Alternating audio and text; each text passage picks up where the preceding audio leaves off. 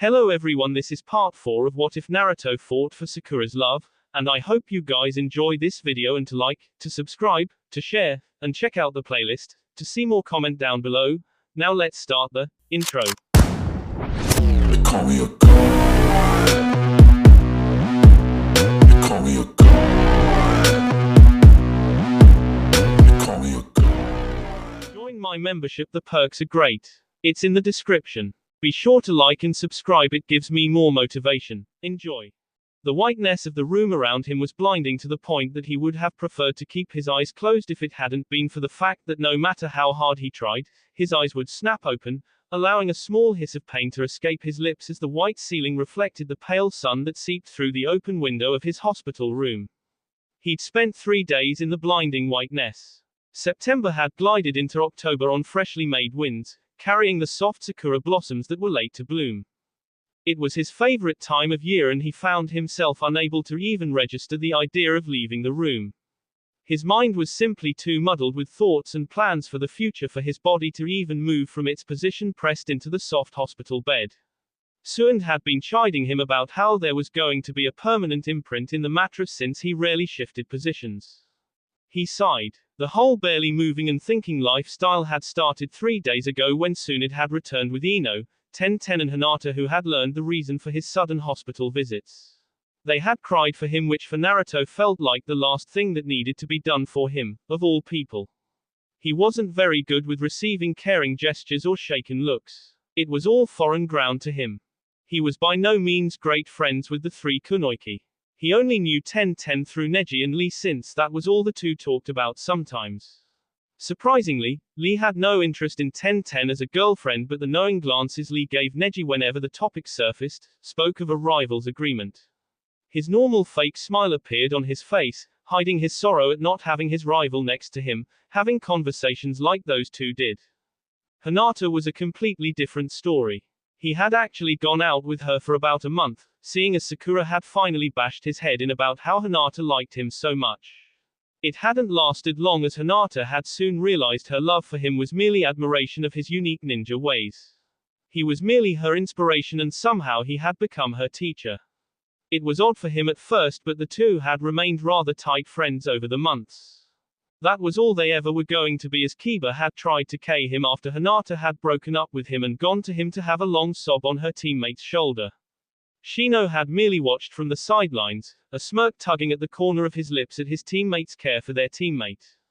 Then there was Ino. The 3 months between Sakura's parents' deaths, Ino had been over at Naruto's apartment almost as if she was the third roommate. Sakura had refused to stay with Ino for some reason only Sakura knew. So Ino, the best friend of the Rosette and as untrusting of a guy caring for a girl's needs as any other girl, had come over every day like clockwork. Through their time attending to Sakura, the two had learned a great deal about each other. Of course, without the constant contact between Ino and Sakura, Naruto and Ino would have remained rather distant except for the occasional get-together he had with her teammates Choji and Shikamaru. The whole conversation he had had with the distraught kunoichi only confirmed his fears. He could not tell Sakura and she could not stay close to him. She was too smart not to figure it out. Naruto sighed and banged his head against the pillow. He was feeling better at least. Kami-sama knows how long that would last. He felt like he did before he went after Sasuke. His mind was what had kept him in the hospital. He could have escaped after Ino, Tenten and Hinata had found out, but he didn't. His mind was just too confused for him to even think of a good way to escape. This had led to Tsunade and Shizune to check up on him every couple of hours just to make sure he was still breathing. Naruto chuckled at the thought. They were fairly big worrywarts when it came to him. Fawning over him like a little brother. Naruto's train of thought stopped. Like a little brother, he tried the feel of the words on his lips, each syllable released from his mouth with the utmost care and precision. It had sounded weird in his mind, some sort of small fetish that made little sense to him, but speaking it out loud had sounded almost too perfect.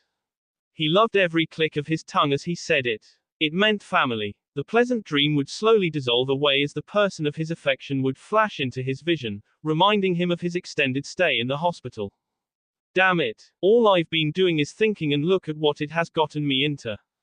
Exclamation mark. Naruto cursed. The thought of disappointing those he called family, what he believed to be an assorted mix of his friends, teammates and senseis, always came to his mind. It hadn't stopped for the past 3 days. This singular thought would then lead to the pink-haired beauty, earning a swift smack to the front of his face by the palm of his hand. He was going to K himself from guilt before he actually SD from the poison. Damn it. He needed to get out of this room. The wind was soft against her skin as she meandered through the streets, a destination in mind but no time frame of when to get there accompanying it.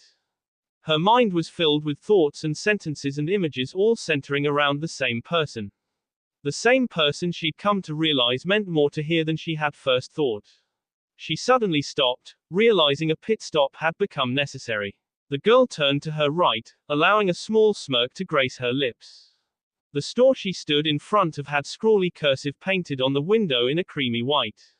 A small flower-like line had been painted underneath in an assortment of colors and hues.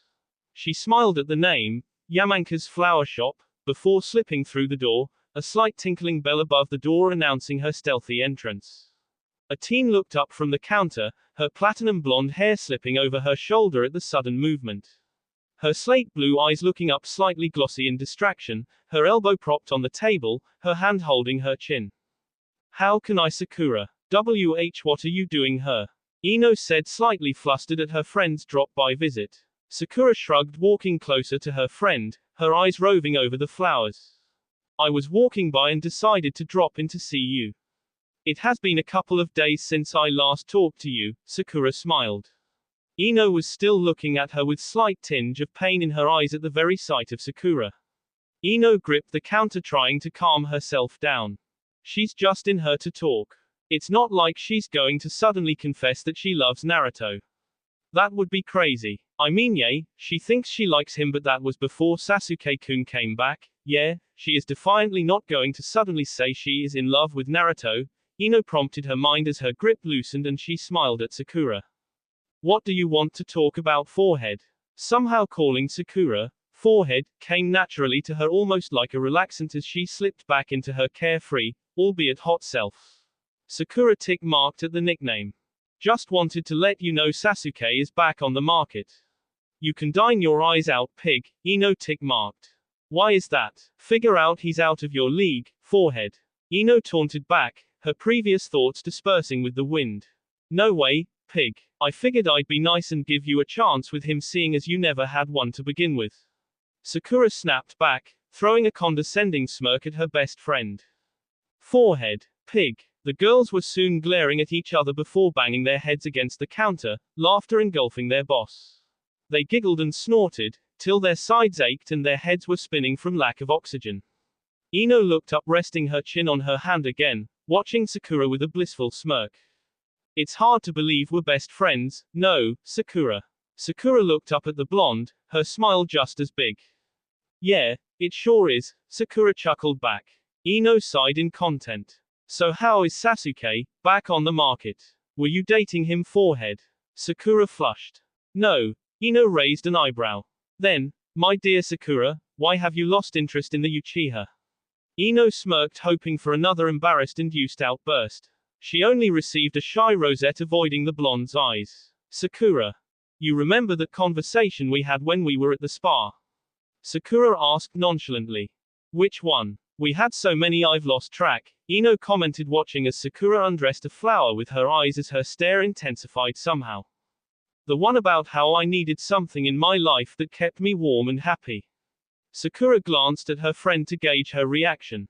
Ino thought for a few moments, her eyes tracing the wooden planks of the ceiling, finding a vase she needed to put flowers in. She picked it up before snapping her fingers as the conversation came to mind. I remember. It was during our mud baths on the second week while Hinata and Tenten were getting massages. Ino exclaimed, remembering the part. Her mood dropped as confusion took over. Why do you want to know about that? I think I found someone who fits the requirements. Ino raised an eyebrow, the oversized vase resting against her hip, the deep blue and white blending with her normal outfit. Like who? Forehead. Sakura looked back at her friend, a slight pink tinge to her cheeks, a warm smile engulfing her lips. A shatter was heard as Ino's mind processed the name that slipped from Sakura's lips like waves over sand. Naruto. Oh my god. Ino, are you okay? Sakura squeaked as the vase hit the floor, pieces of porcelain scattering around their feet. Ino looked at Sakura then the vase, her eyes wide. She nodded dumbly before stooping down to pick up the broken glass. Sakura squatted next to her. Their hands flitted over the ground looking for pieces of the shattered vase. I can't. This is so not good. If she finds out. Ino looked up at Sakura as her pink-haired friend piled up glass bits. It'll destroy her. I do. I just can't. Oh Kami-sama. Ino was so preoccupied with her thoughts that she didn't notice the piece of glass through her finger, droplets of crimson raining gently from her finger onto the baby blue innards of the vase shards. Ino, you're bleeding, Sakura commented, stopping her gathering of the porcelain as she felt a sticky substance on the glass. Ino slowly brought her hand to her face. Yeah. Sakura watched, her eyes wide in curiosity as Ino stood up with her pile of bloody porcelain and slipped it into the trash, her hand still bleeding. Sakura followed her to the trash can and mirrored her actions before taking Ino's hand in her own, allowing a chakra-shrouded hand to hover over her bleeding finger. Ino, why'd you drop the vase?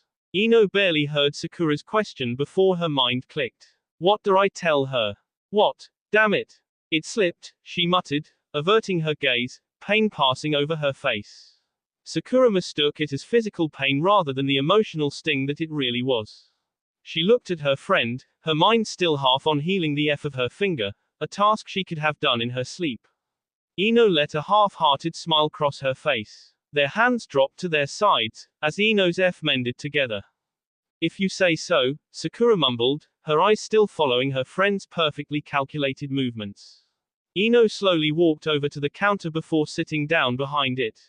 She crossed her arms on the desk before resting her chin on them. Are you going to tell him?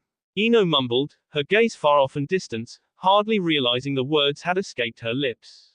She moved her head so that her forehead was pressed into her lower arm and let an exasperated sigh escape her lips. Sakura didn't understand her friend's behavior, her mind still a little fogged from the shock of the question. What should I tell him?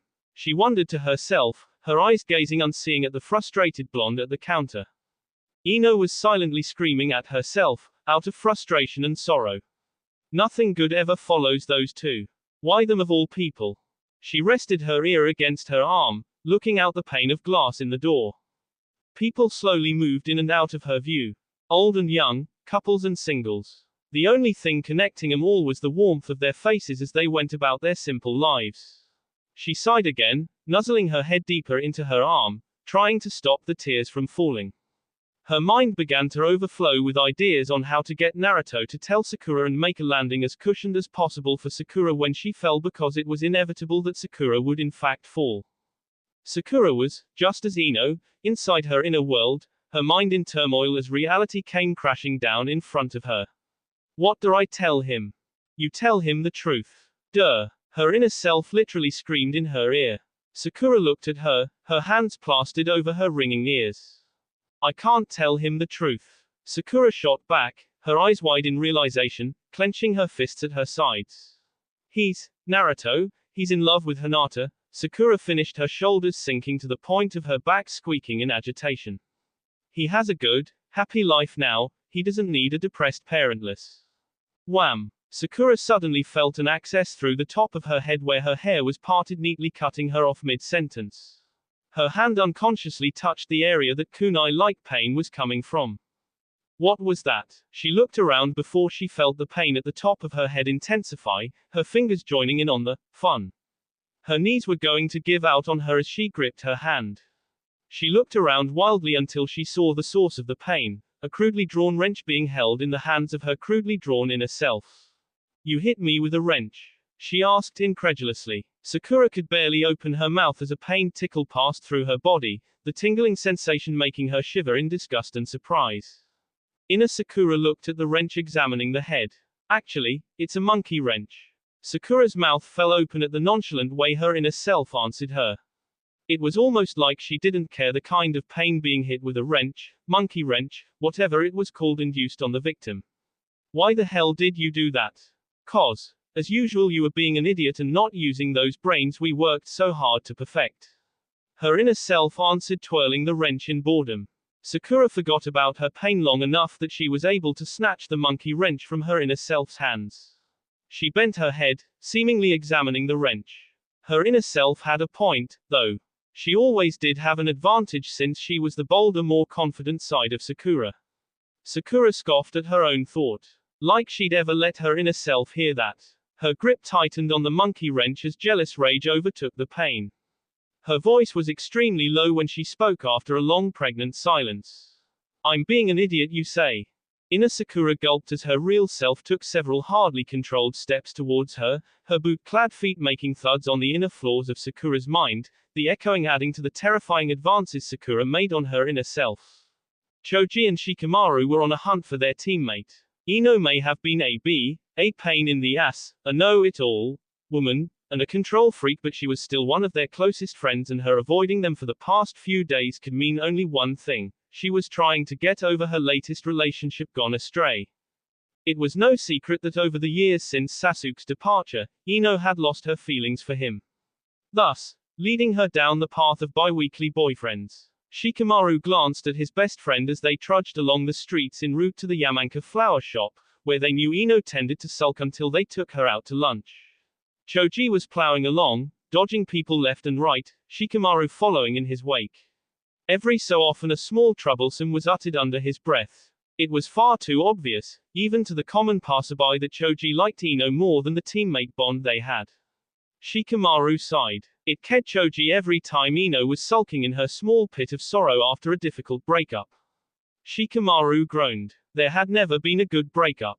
Shikamaru was brought from his thoughts when he noticed Choji stopped in front of the Yamankas looking through the window, an odd expression on his face. It could only be explained by confusion mixed with a slight bort of sorrow. Shikamaru joined his friend and a similar expression joined his features. Ino and Sakura were both inside the flower shop, seemingly having a conversation with each other, their heads, body language and gestures suggesting they were both trying to conquer some turmoil. Ino was at the counter, her head resting on her crossed arms, her eyes gazing unseeing towards the window next to them. Her blue-gray eyes were misty with emotions ranging from sorrow to frustration, all mixing together. Sakura was sitting on the floor just to the other side of the counter, her head tilted back against the wall as she stared up at the ceiling, her green eyes closed, a frown adoring her features. The only thing that went against the idea of them talking to each other was the fact, a rather important fact, that neither of their lips moved in forming words. They appeared to be talking to each other, but upon closer inspection they were both having internal conversations. Shikamaru raised an eyebrow before looking at Choji. Choji went to the door without as much as a backward glance at his best friend before opening it and stepping inside. Shikamaru muttered his trademark, troublesome, and followed Choji in before the door clicked shut. They both stood side by side, watching Sakura and Ino bask in their minds, their faces changing expressions every so often. A sudden click formed behind them as the door shut, broke both kunoiki from their stupor. Sakura's head snapped to attention, her eyes focusing on the other members of Team 10. She looked at Ino, who was sitting bolt upright on the stool behind the counter, her eyes wide in shock. Sakura almost narrowed her eyes as she could have sworn a small glint of indescribable sadness passed through her friend's blue-gray eyes. Ino almost leapt into Choji's heavily armored chest when she saw him and Shikamaru walk in. Her mind was swimming, but she managed to hide her sadness with a small shocked look that she hoped Sakura would buy. There wasn't a great probability that Shikamaru and Choji would buy it. Silence ensued, almost suffocating Ino as she held back her tears. She couldn't bring herself to look at Sakura, or anything in her direction as she looked at her teammates. Choji was the one to break the awkward silence, his eyes still locked on Ino. You guys okay? Sakura and Ino nodded vigorously, both realizing they had been completely spaced out. A little bit too enthusiastically for Shikamaru and Choji to buy it completely. We just had a lot to go over, Sakura explained, standing up. She smiled the best she could at Ino. Thanks for the chat, Ino. I needed it. I'll talk to you later. Ino nodded back. See ya then, forehead. Sakura smiled and swiftly exited the room, maneuvering around Choji and Shikamaru. She was out on the street a good 200 feet from the Yamanka flower shop before she allowed herself to breath again. She pressed a hand to her forehead as her migraine came back full force. Damn monkey wrenches. They hurt like hell. Choji and Shikamaru watched the door close before. Choji felt something slam into his chest, two long slender arms wrapping, or attempting to wrap around his muscle-bound torso. Shikamaru looked up as Choji grunted in surprise only to see a blur of purple latch onto him. He was about to ask what it was when he heard soft sobs coming from where the blur had disappeared to. A soft click went off inside of his head as realization hit him. Ino. Choji looked down at the crying Kunoiki and the person of his affection. She was nuzzling her makeup-streaked face into his chest, her sobs making her entire body shake. He was surprised, to say the least, before instincts kicked in and he wrapped his arms around Ino's perfect figure. He waited until Ino had calmed down some before speaking. What happened, Ino-chan? Her gray-blue eyes looked up into Choji's mud-brown ones, tears sliding down her porcelain cheeks. She opened her mouth and everything slipped onto the silence. Several moments of almost overly anxious explanations, she pressed her forehead into Choji's chest, shaking her head in disgust. She'd broken her promise to him. A slight chuckle came from behind Choji. They both turned, Ino still in Choji's embrace. Shikamaru was standing in front of the door, a cigarette in between his fingers, as he took a long drag and blew out a small smoke ring. Very funny, Ino. Like Naruto is able to s. Ino only shook her head, wishing her teammate wasn't dancing around the unthinkable. Choji's gaze was flitting from his friend to his crush, back and forth, allowing anyone who would want to be watching have their eyes transformed into swirls. His own mind felt like a large swirl of facts and opinions. It's true, Shikamaru, Ino whispered, finding the floor very interesting at the moment, as she clung to Choji's shirt for support. Tsunade-sama ran the tests herself, double and TSLE checked. Everything. It's all true. They stood in silence before the sound of a cigarette being dropped echoed through the small flower shop. Shikamaru had frozen as he had brought the cigarette to his lips. The small cancer stick slipped from his suddenly overly tense grasp. Choji only hugged Ino tighter as another wave of tears fell from her eyes at the look that passed through Shikamaru's black eyes. You've got to be sting me. X. That will be all for this video. Be sure to like, subscribe, share, and comment down below for more videos. Goodbye.